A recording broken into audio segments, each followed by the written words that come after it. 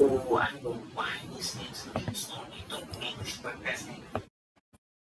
So there's a lot that you got to get to.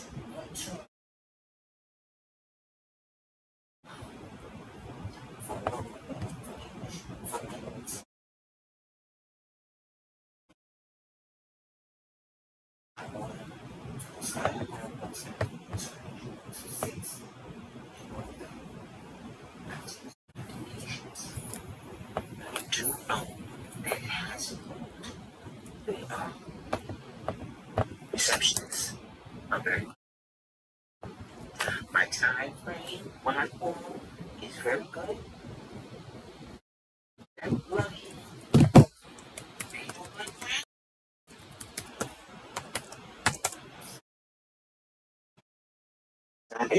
I don't see why housing for specialties, like if you see the best, you see those it tells you yes and no.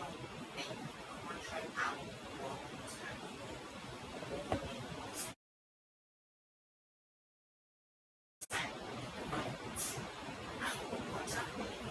because I don't want booster roles.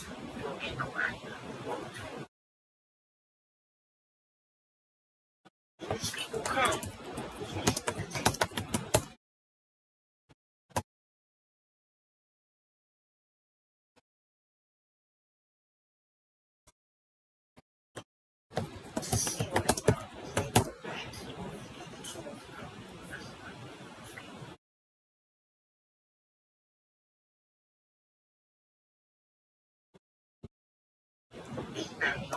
And nobody.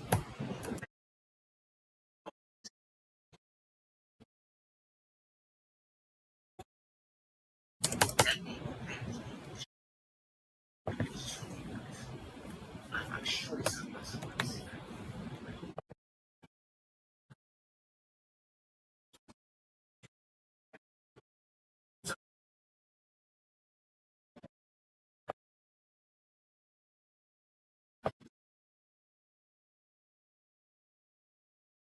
That's okay. It's despicable. It could be worse. But it's bad. Yes. You know,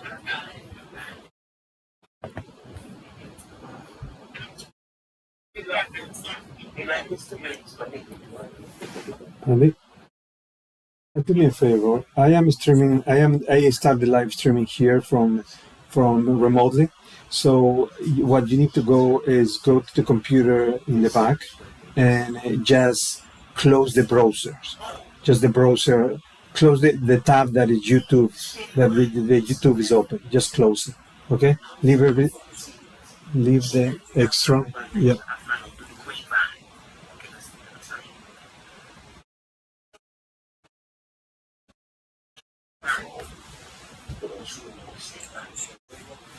Close the browser window that not just the one that is with you that have the YouTube. Yep. You're going to have only the extra. Yeah. Okay, cool. That's done. Right now the live streaming is gone. I'm live streaming from the Zoom call that I have over here. So just maybe tell Luis to mention Jennifer that the live streaming is on. Okay? It's on, yeah. Okay, thank you.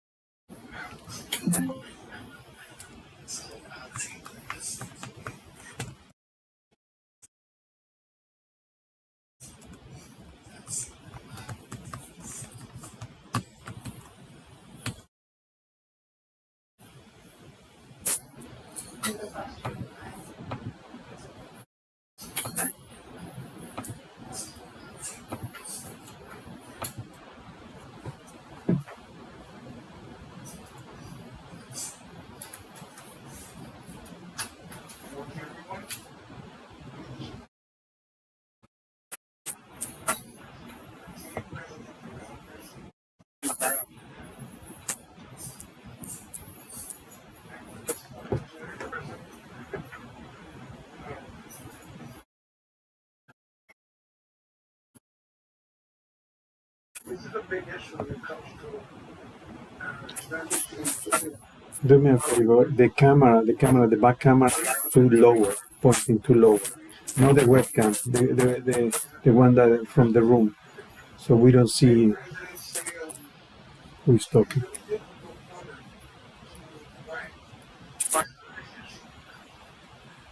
Yeah, the camera in the panel, click front, I'm sorry. Not the webcam, the one that from the room. So we don't see who's talking. I can point to a few hundred tickets. And it's very frustrating. Click front, I'm sorry.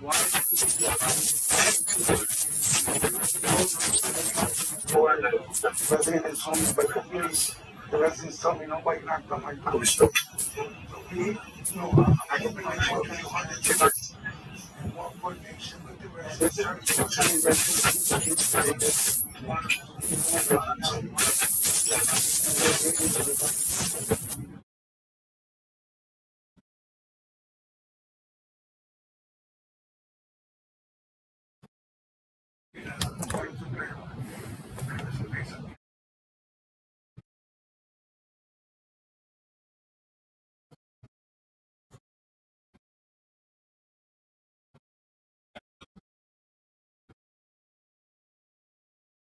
Presentation, sir, and great outfit.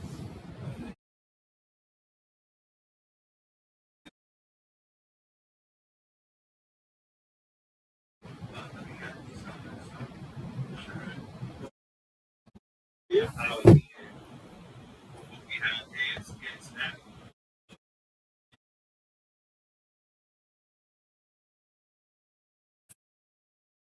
where we start from the 20 to 30.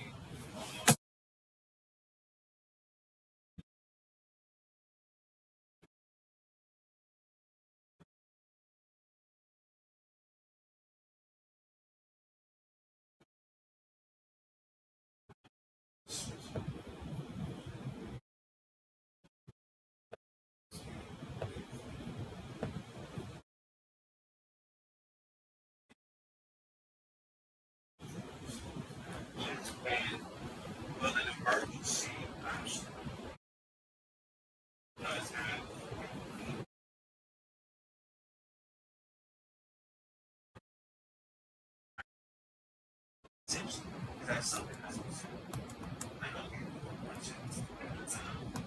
And it's like,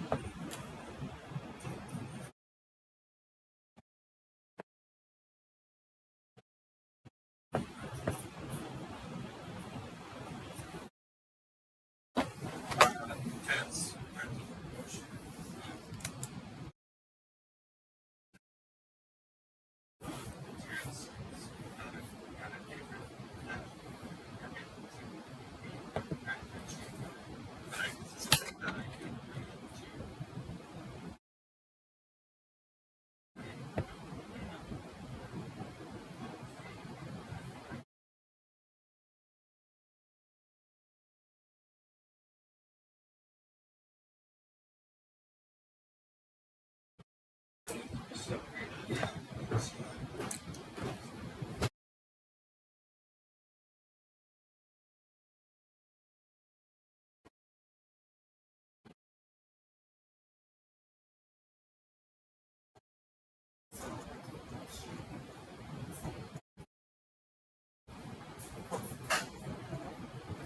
I perform the act. I appoint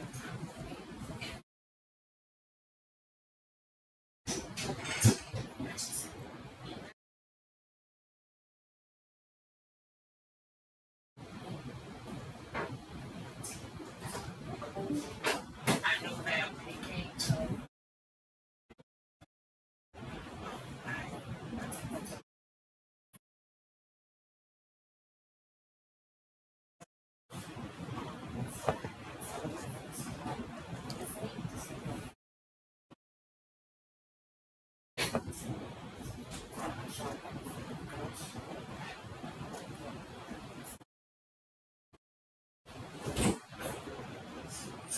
and like so as much as I just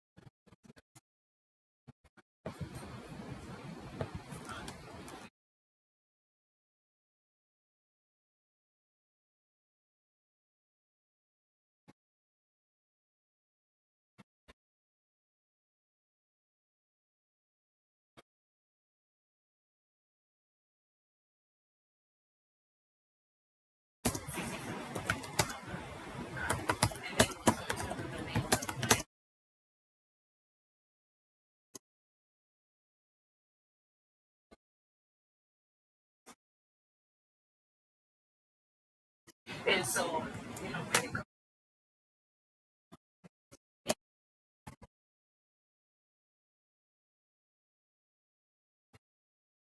comes to seeing something so many different ways to see when it comes to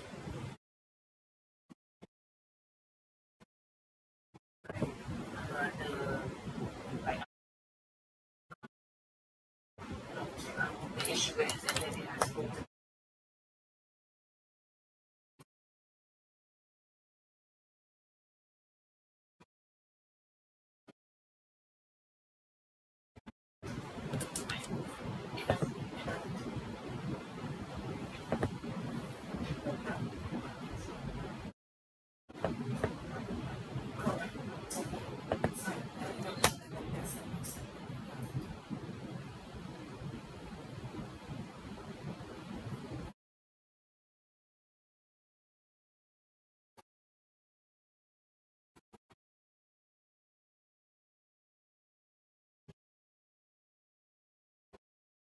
exception is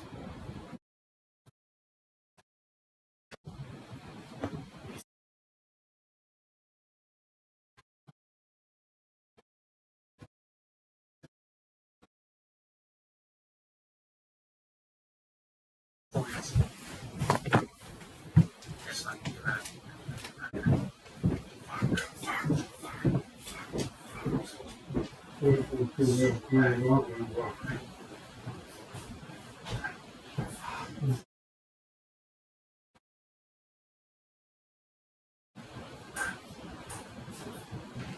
I was able to fix it.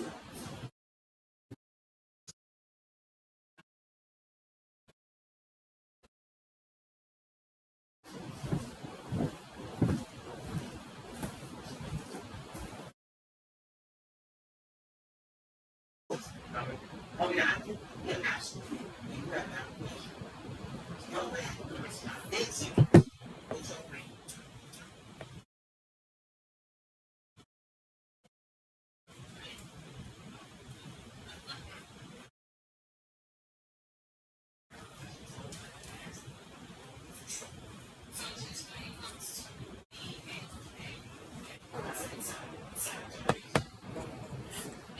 It would be nice if the workers could actually, but then some of them, they don't know what next steps are, right? And so it will be that's fine. If they don't want to do it, I hope a lot of the residents interpret the issue that they have. And so make sure, that things get done. So if we can figure out a system to help things move this inside.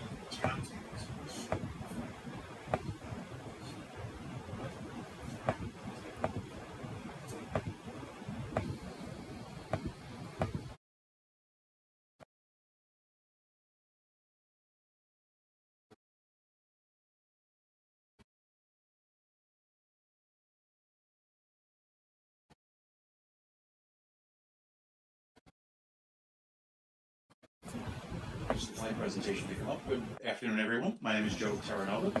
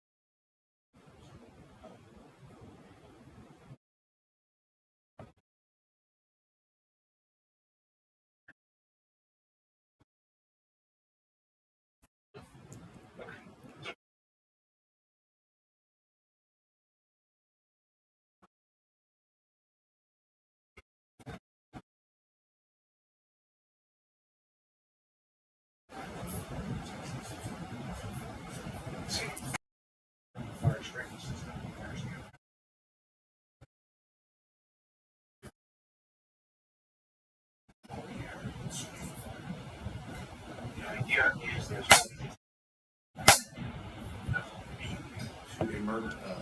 notify emergency services, either the fire department, the police department, or whatever the emergency is, and we can hopefully get someone there to solve the problem as soon as possible. Right? It's a mitigating risk management technique for us to do that. NYCHA had a history of utilizing fire guards at many of the locations, and I was hired on 2 years ago as the first director for the Office of Fire Safety. I'm sorry, at that time it was the Fire Safety Department. We've since changed to the Office of Fire Safety. And the goal was to have some concerted efforts to make these longstanding repairs. One of the things I'm proud to say is, with the assistance of everybody at NYCHA and some third-party vendors, we've gone from a daily dependence of 162 fire guards at locations back in February of 2024. We're down to 13. That means 13 systems are currently impaired and not operational. And we're working hard every day to try to reduce that number to zero. Right. In the past, we used fire guards on a long-term basis, more than a couple of days or weeks or months at a time, as we investigated the problem, try to finance the efforts in order to make these repairs. We've utilized some technology to help improve the ability for us to diagnose what the original problems are and then make a rapid response and rapid repair to those. Many, many complex problems were solved. We looked at it from a roots to the trunk of a tree, to the branches, and then to the final leaves, right? So if the roots are no good on a tree, right, the rest of the tree doesn't survive. So we try to do it from a low-hanging fruit standpoint, where we pick developments where there are the maximum number of fire guards. So for example, NYCHA uses centralized distribution of domestic and fire suppression water. So for example, on a development with say 8, 9, 10 buildings, there would be a single roof tank, right, which would then distribute water to all of those outlying buildings. If we have an underground break in one of those buildings, suddenly we have 8, 9, 10 buildings that now require fire guards because the standpipes may be out of service. So we're going to bring up the technology slide. I'll show you some of the things that we've done to try to locate those breaks and make immediate repairs. So we were able to, with just a couple of repairs, knock out a number of problems and then reduce the fire guards precipitously, right? So like I said, proud to say we're down to 13 as of today. We also had a number of locations where the fire alarm systems were out of service, either antiquated, or we had a few that had lightning strikes. Right, not directly to the panel, but the building was struck by lightning, and then it would fry out the systems, the electronics, things like that. So we were able to quickly make those repairs or make those replacements and get those systems back up and running. We're currently in the process of doing 2 complete fire alarm panel upgrades, one in a senior building and another one in a community center, right, trying to eliminate those fire guards. Next up, can we just bring up the slide that says technology?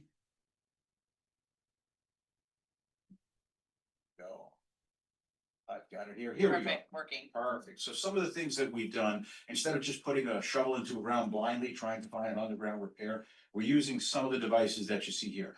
Ultrasonic flow meters. This is an interesting one. It actually uses ultrasonic waves to determine leak rates and water flow in a pipe. It also tells us the direction that the water is flowing. So if I know I have, let's say, 7, 8, 9 buildings in a row, and there's an underground leak, I'll dig a hole, I'll uncover the pipe, I'll place this device on it, and it tells me which direction the water flow is going, right? So I know which direction I need to look for the underground leak. It helps us when we have, for example, today we're at Smith Houses.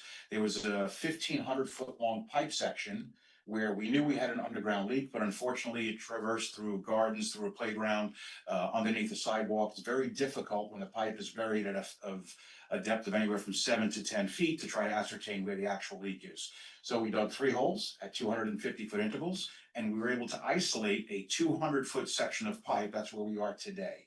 We're now going to cut it in half, and we're going to isolate a 100-foot section of pipe. And with just small efforts of trying to uncover the pipe and the direction of water flow and the rate of loss of water in these, we're very quickly able to ascertain and isolate where the leak is, dig the appropriate hole, and make that pipe repair. So within 2 or 3 days, we're able to ascertain, we're narrowed down from 1,500 feet of pipe down to hopefully the last, I'm hoping by today, the last 50-foot section of pipe. And we can concentrate our efforts in trying to find that break and make that repair. Now, realize with NYCHA properties, the undergrounds are very congested. Right? Most of our developments were built on top of other developments that were there, or other buildings. So every time we put a shovel in the ground, we wind up with some interferences, an old foundation, a steam pipe, a water pipe that was abandoned 70, 80, 90 years ago.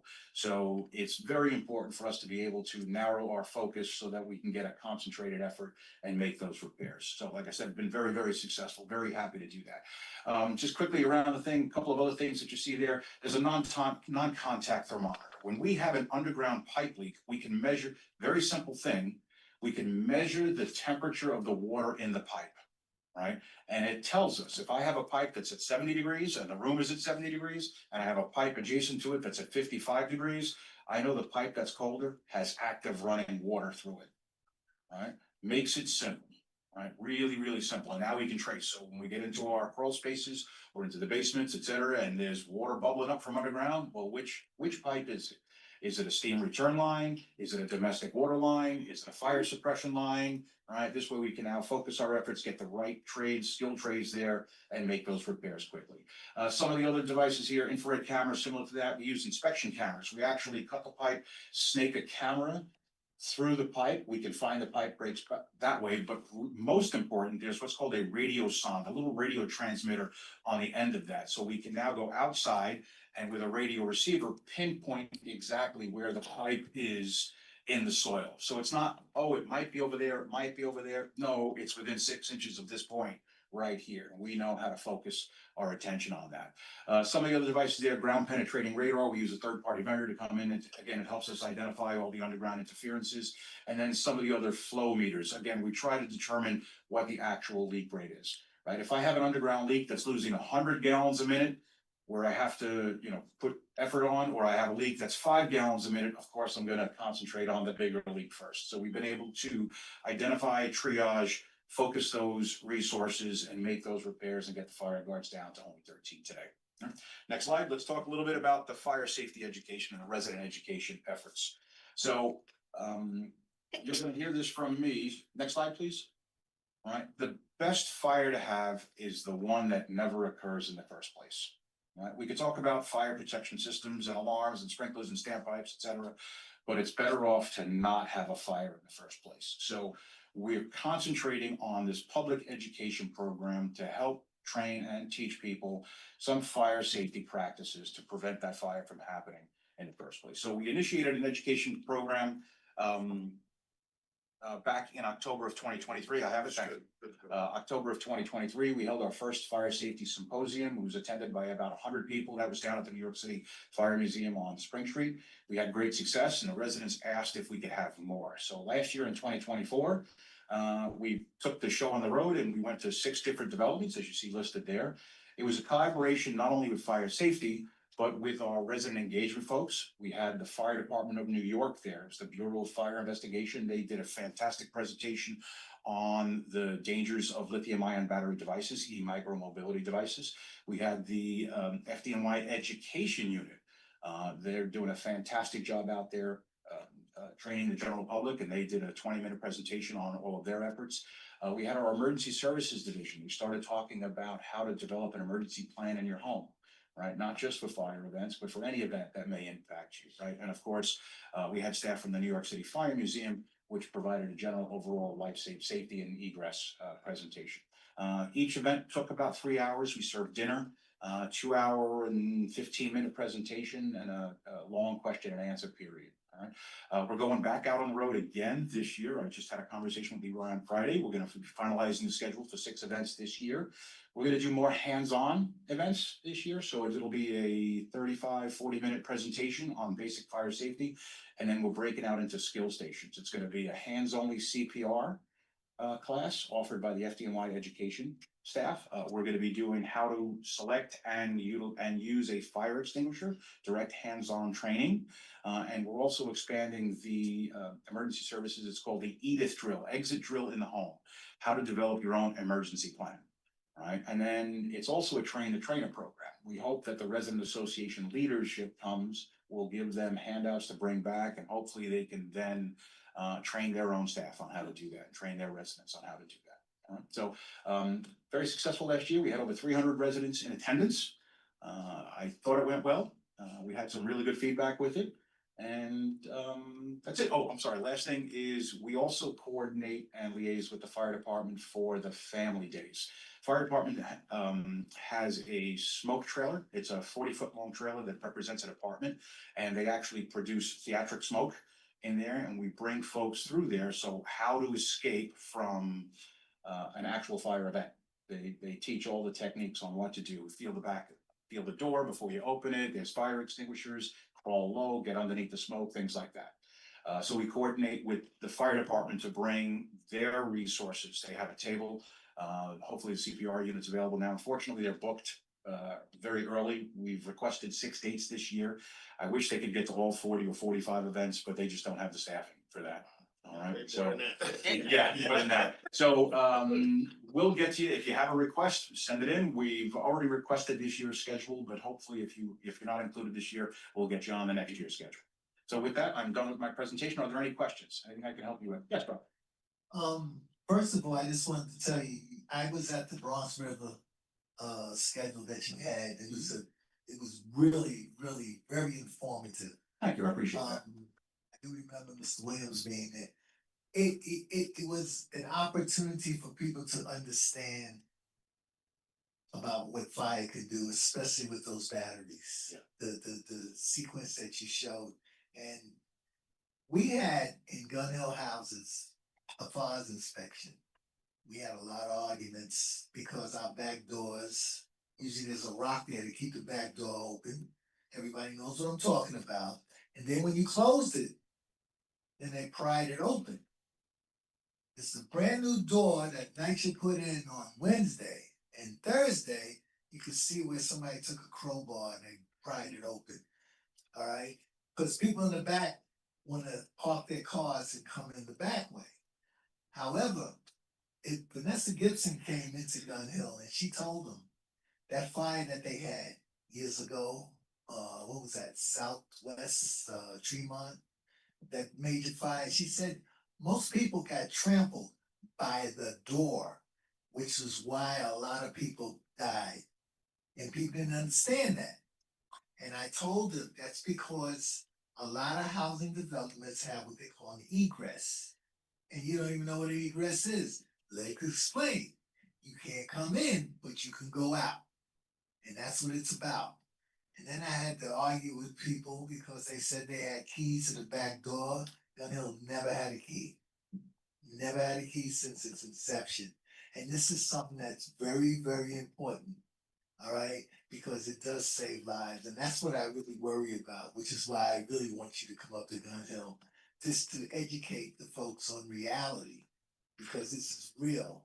You know, I don't want to find out the hard way why it's important for you not to keep the rock. And if you wanted to keep the rock, understand the government is coming to inspect your development. At least allow them to come and go, you know, in peace before you start crowbarring doors open. But this is something that we deal with. But one more thing. I have an underground steam pipe problem in Gun Hill. So I have the smokestacks. All right.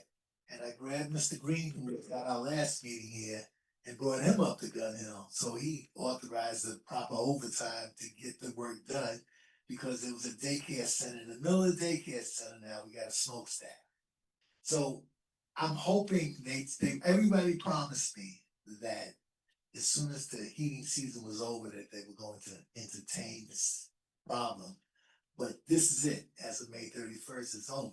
So we're hoping to kind of go down that road. But everything you talked about with the infrared, what have you, everything underground, that is something that we are trying to engage in and get out of the way in the best interest of Gun Hill. So we're going to use every utility that you just put in. I'm glad you said that. I'll reach out to the heating team to see if, you know, where they are with that, and I'll make sure they reach out to. Yeah, everybody's been here. Javier was here. He told you about his perfection. I'm calling all hands on deck on this. I just want to make sure, I want to bracket the expectations. So fire suppression lines are static, right? There should be zero water flow in an underground fire suppression line unless there's an active fire going on. So it's a little different when I'm trying to do diagnostics on a fire line versus a domestic water or a steam line. Everybody's using water all day long, right? And the steam lines are operational because they're making hot water in the summer, right? So there's a difference when I'm trying to diagnose a fire, an underground fire water line versus one of the other two. Yeah, nah, Okay. I understand, So- but it's very important, very important. So, thank you. Any other questions? Okay, so in Washington houses, 1955, I spoke to one of the supervisors. That's the steam room. That's what, and she broke it down to me. Each building, I believe, there's the water. The steam is that one room. And so what happens in Washington houses, you would think we were in the 1300s, because in May we had 2 water outages where we didn't have any water. We had to go to the street. Things happen. I realized that. Now the water, when it comes in, you can see the smoke coming off of it. It's so hot. It's smoke coming off of it. And when one tenant complains, like the gentleman told me, well, somebody complained the water was too hot, so you shut everybody down, and there's no hot water. Folks trying to get ready to go to school, going to work. There's no hot water.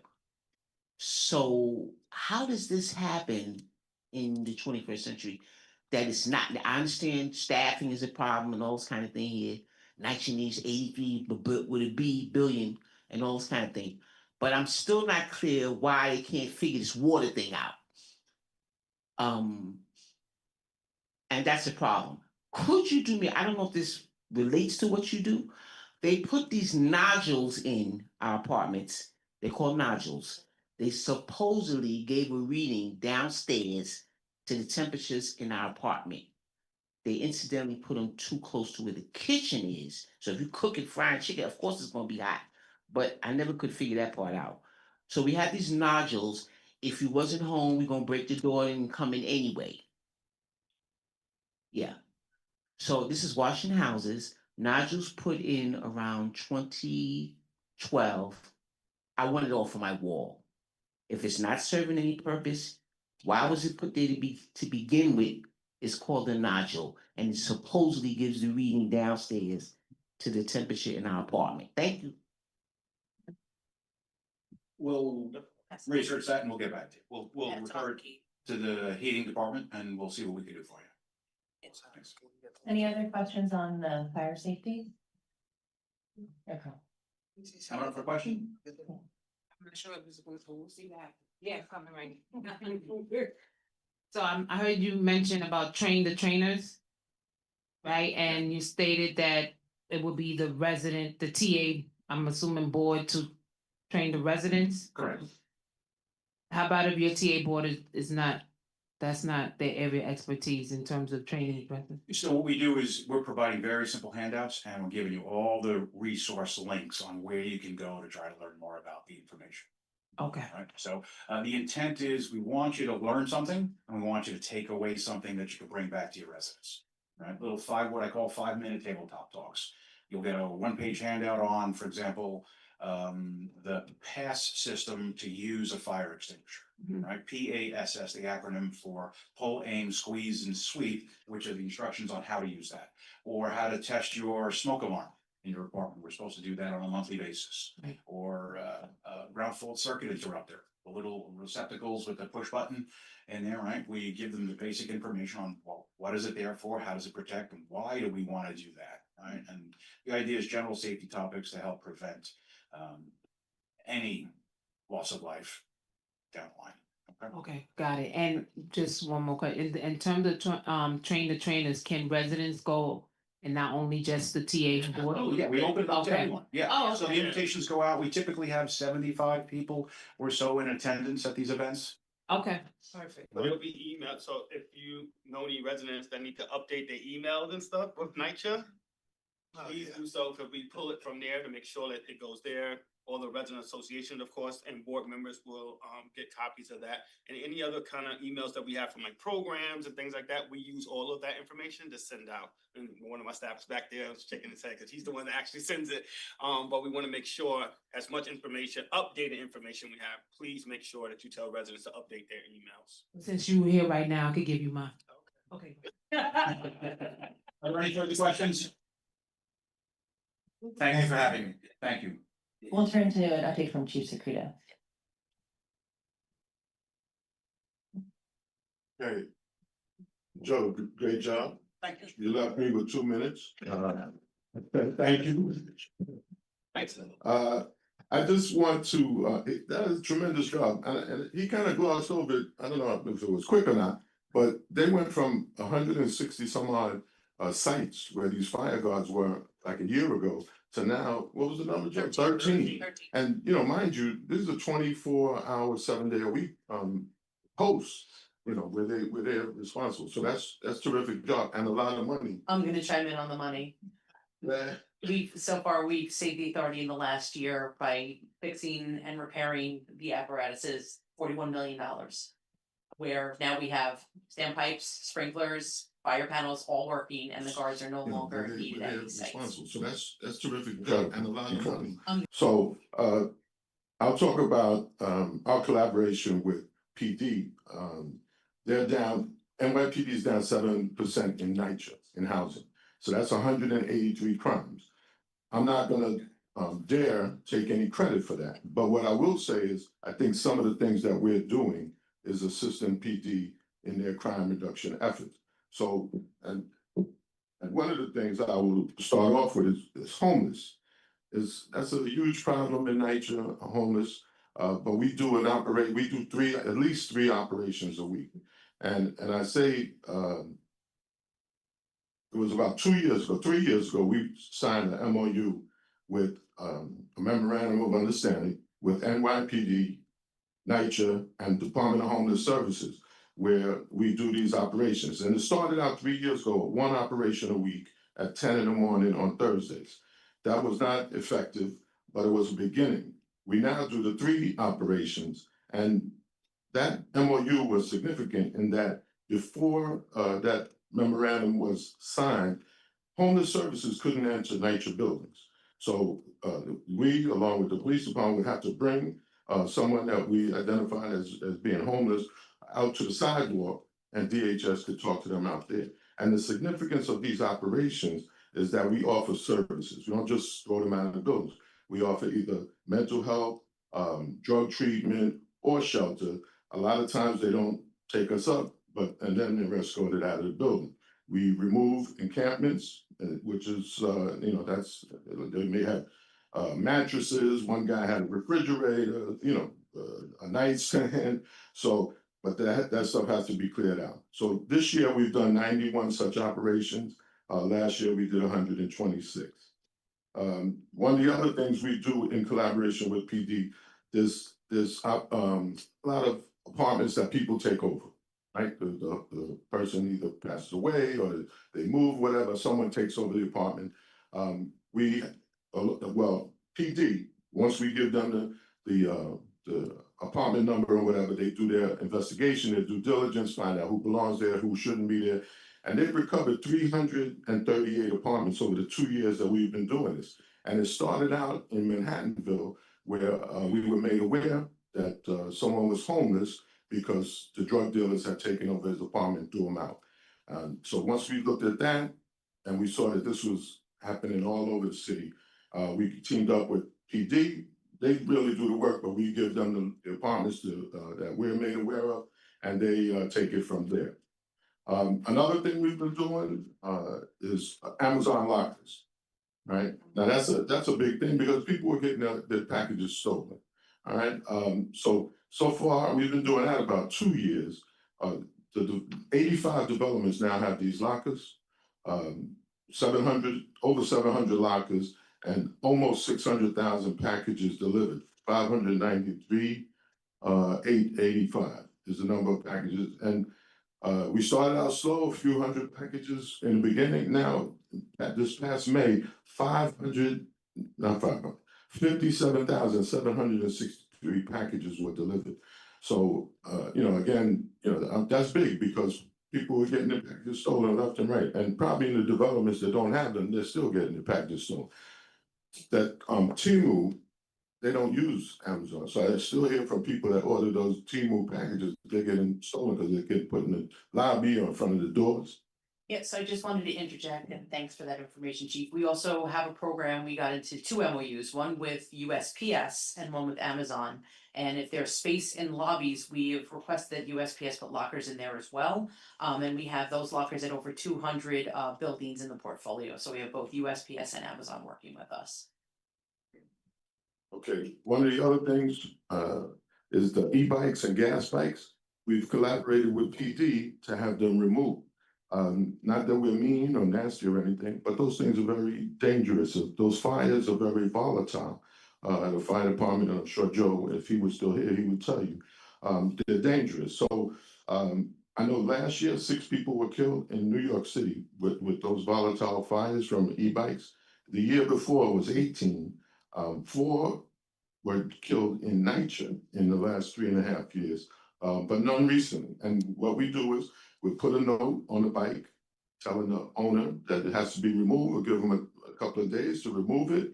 And then we're coming back and the PD will come with us and we'll remove the bike and they'll have to go to the precinct to recover it with the proper paperwork, which a lot of times people don't have. But we removed over 700 bikes last year. This year, not as much because I think people are getting the message. I have over 100, but people are getting the message. These things are dangerous. You can't have them on your 3rd floor outside your apartment. And people are calling us up, sending us photographs. Listen, this is on my floor. This is in our building, and we're working to get them removed. I could go on for a long time. I'll just end with the last thing. We have an anonymous tip line. It's 212-306-7027. That's 24 hours. It's anonymous. Nobody's asking you for your name. Nobody's recording your phone number. You give us any kind of issue you want to talk about. It could be heat, it could be e-bike, whatever. And it's anonymous, and we will have a response to that issue brought up within 24 hours. 212-306-7027. And I'm going to stop. And if any questions. Thank you. I know we're over time. Are there any final questions? Yes, good talking. Thank you so much, Chief, for those updates. Now, when it comes to prevention, right? The intercoms, building entrance doors, CCTV cameras, housing policy enforcement. What are the efforts that are being pushed on that? Now, that is very relevant to the 2019 decree when we start talking about improper use of elevators or FOS inspections that, these cameras can be addressing. Also intercoms. What are the strategies in improving that? Much like how the fire systems were improved, we need an improvement on intercoms, doors, and keys. Great question. So since 2023, my team in tech resources has been working to train field staff on how to make the repairs to the doors. Again, we're trying to reduce our reliance on vendors to come out and fix it because they have to do an inspection and then they have to go get the parts and that takes days and that's a risk to our residents. So Cal Bruno has been leading the charge on teaching folks on how to work with the layered access control doors, which are the more complicated doors as compared to the EML doors, to make repairs and problem solve. We just started this program maybe about 6 months ago, and we've trained several developments on how to make the repairs to the doors. As far as CCTV, the standard protocol is, we have over 20,000 cameras in our portfolio. That includes the Viper cameras from PD. Staff is supposed to check them every day. When caretakers go from roof to basement, they're supposed to walk down, make sure that there's no damage to the cameras. They're supposed to report them to the CCTV department to come and fix them if there's any vandalism towards them. And property management is supposed to be checking cameras every day as well, in addition to CCTV staff who sporadically check throughout the month the various cameras. When it is brought to our attention that a possible issue has occurred at a development at a location, my team, along with Chief, check the cameras to make sure we are able to figure out and find a solution, or if we're able to catch that incident on camera. And we work constantly with both the PD and with the DA's office to provide them that footage to get criminals out of the development. So for instances where you have, the local management is aware of trash being thrown out of the window or excessive traffic in certain restricted or areas that are being used, what is the approach? How's the partnership happening between the Office of Safety and Security, the CCTV, Yeah. and local management with those issues? Okay, so local management has to do, the termination of tenancy process. A lot of times it's very hard to see where garbage is being thrown because the cameras are not pointing upwards into apartment buildings, because that would be a violation of privacy.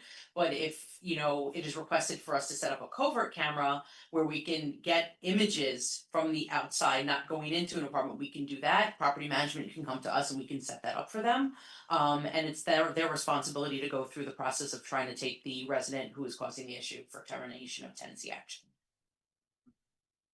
So if you're aware of something, you can always come to myself or Chief Secreto, and we can do a walkthrough with you. We're always happy to come out to South Jamaica, and if possible, and if there's a culprit, we're happy to work with you to try to get that image on camera.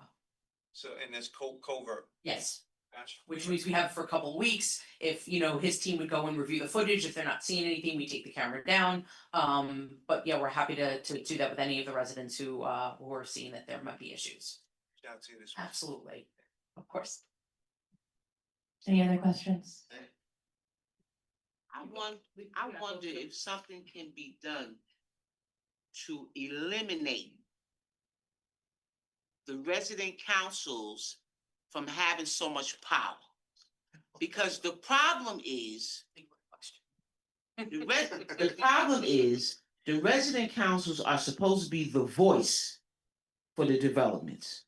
This is a 964 regulation. I learned a lot from listening to Manny because he sticks with the 964, the HUD, so and so, and that's what matters. So if the tenant associations, better known now as resident councils and all this kind of stuff, if they're not doing their job, because that's a lot of the problem.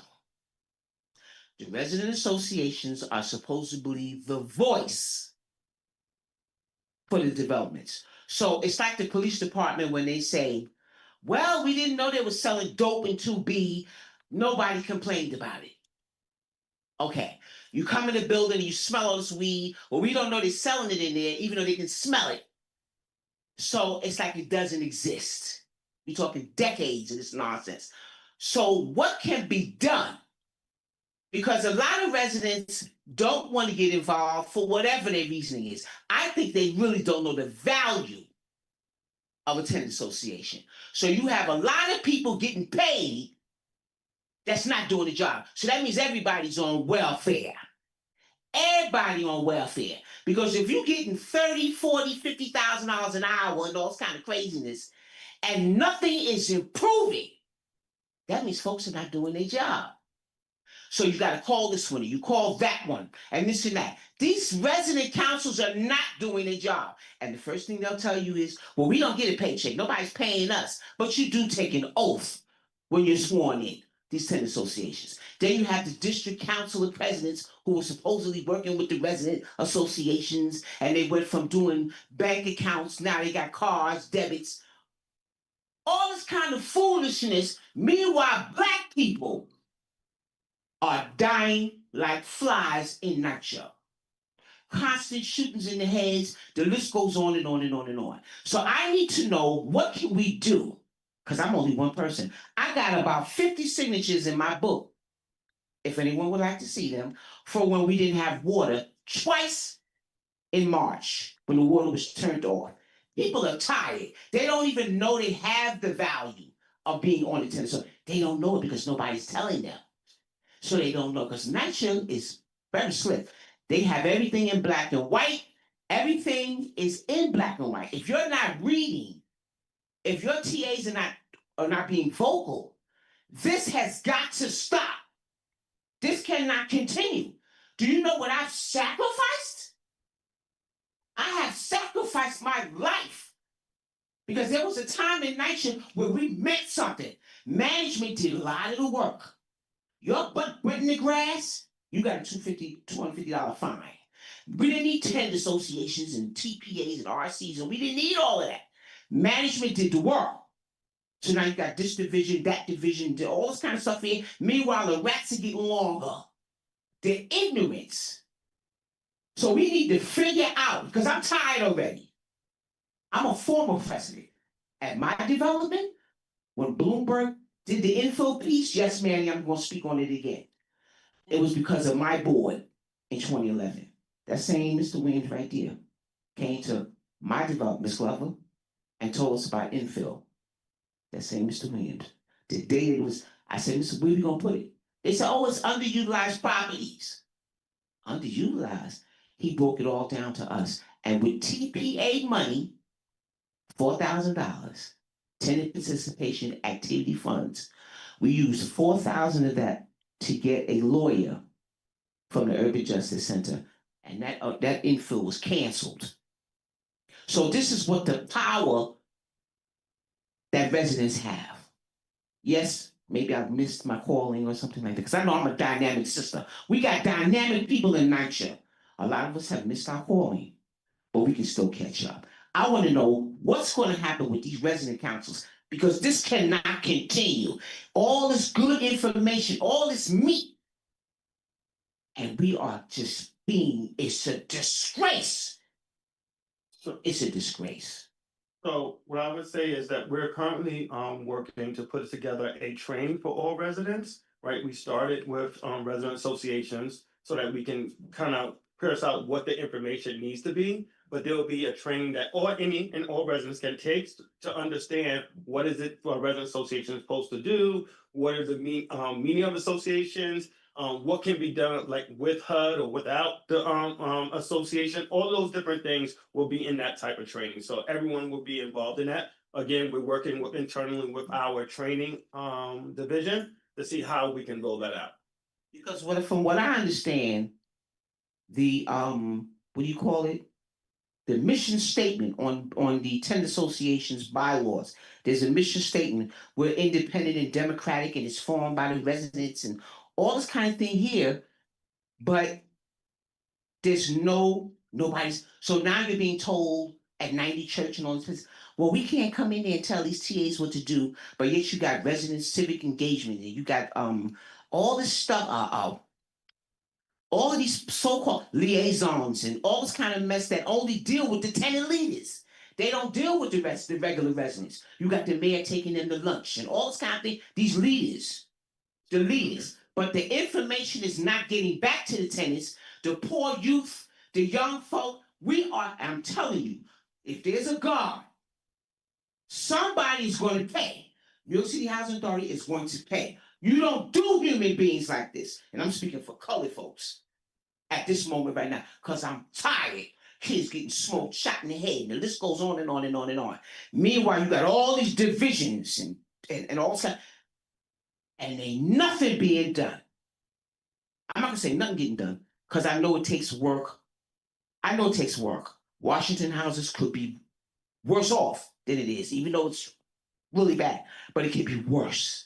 You can't reach the manager. You can't, the borough office, I will admit, when I call that Manhattan borough office, they have come out with them stinking poop stations. You got 1,000 poop stations in one area, feces, and I don't blame them, those maintenance people for not wanting to clean up them poop stations. You coming from First Avenue and Fifth Avenue walking your stinking dogs, and the NYCHA workers gotta clean that filth up? I don't think so. So I don't blame them for leaving feces in the poop stations for 4 months and all this kind of madness. But by me complaining and speaking on, them poop stations were removed. Now somebody might say, you ain't got nothing else to do all day? No, I don't. Okay? I'm retired, I'm laid back, and I'm glad I'm the way I am, and I ain't gonna stop being, because I'm speaking for my people right now. We are tired, okay? Y'all already owe us reparations, whoever's listening. We're owed reparations. We built this stinking country, blood, sweat, and tears, and we are not getting what we deserve. So I can talk all day, because I'm gonna tell you something. Y'all get good money for y'all jobs. Meanwhile, we ain't doing nothing but sit. We don't get no help. and I'm sick of it. I wanna know how these stinking TAs and resident councils, those that are not doing their job, how the hell can we get them eliminated? And those who are doing their job, I take my hat off to you. Ms. Lovett, again, Curtis Williams will follow up, so thank you. Mr. Martinez, did you have something to say? If not, we'll wrap up. Yeah, just in brief, so every resident council, every bylaws has a recall procedure. So in that recall procedure, the threshold is either determined in the bylaws. This is something that NYCHA overlooks, which, you know, I'm concerned about whatever kind of training that they have. But there's supposed to be a threshold set in the bylaws. If that threshold is set at 10% in the regulations as a minimum, it can't go lower than that. So if it's not in the bylaws, then refer to the regulations, 964-115B. Okay, thank you everyone for participating. Our next meeting will be on Monday, October 20th, 2025. With that, we'll conclude. Thank you so much.